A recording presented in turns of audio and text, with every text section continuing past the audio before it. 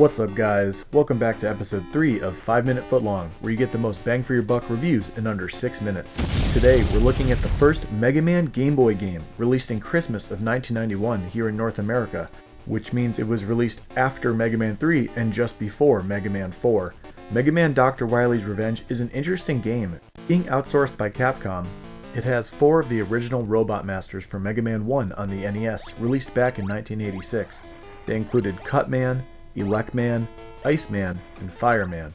Although it's the first Mega Man on the Game Boy with Robot Masters from Mega Man 1, it does have some enemies and assets from later Mega Man games.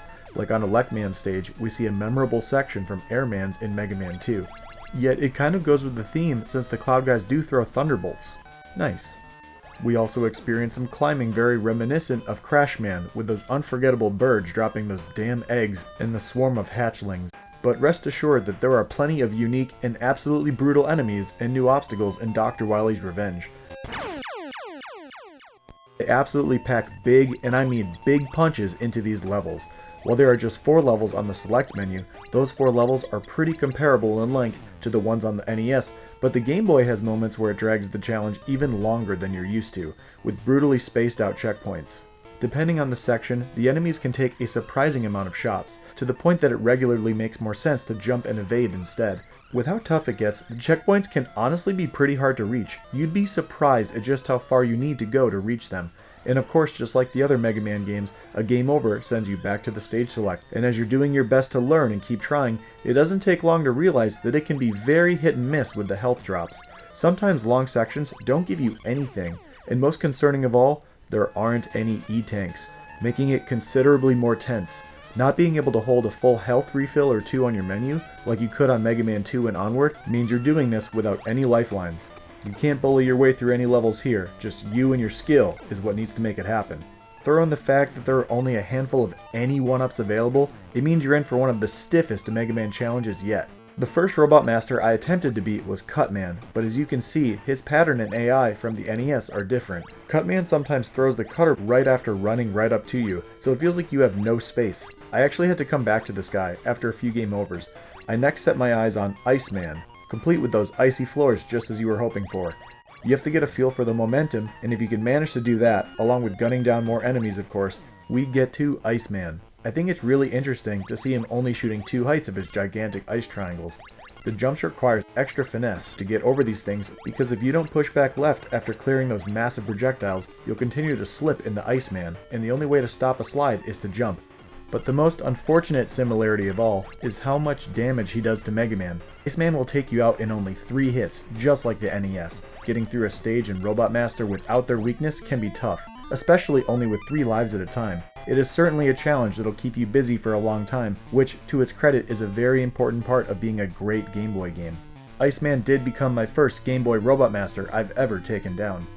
On all of the levels, it's really interesting to hear the Game Boy's renditions of these classic Robot Master soundtracks. You can certainly recognize them.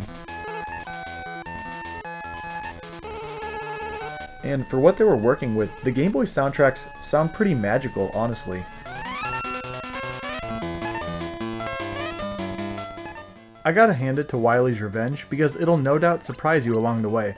First of all, I highly recommend checking out its soundtrack. All 4 of these Robot Masters themes are pretty cool, and you'll especially enjoy them if you're already familiar with the originals. Secondly, the Game Boy Robot Master fights are really interesting. To sum it up, notable differences were that Cutman was much harder, he's significantly tougher to avoid on the Game Boy. Elecman was actually nerfed, he does way less damage than he used to, he's much easier here. And Fireman was also made simpler, his damage is just okay, and if you're up against the wall, his pattern ends up being super basic.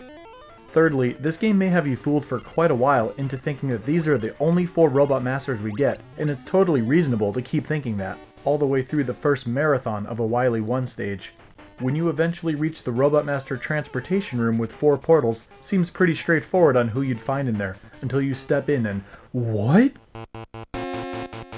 You mean you have to make it through 4 new ones at the end of this long, brutal level? You know game overs really hurt at this point. The 4 Robot Masters are all from Mega Man 2, with Quickman, Bubbleman, Heatman, and Flashman. Fortunately, you can use their weaknesses in order to help you get through this and reach the final stage of the game. To sum up the differences here, Heatman was made significantly harder, notably his defense is super high and he's trickier to avoid. Bubbleman is still doable with the Buster, but you still have to make sure you're consistently hitting him since he has all those projectiles shooting out, plus with those bouncing bubbles. Flashman and Quickman are interesting with their flat terrains, compared to the originals.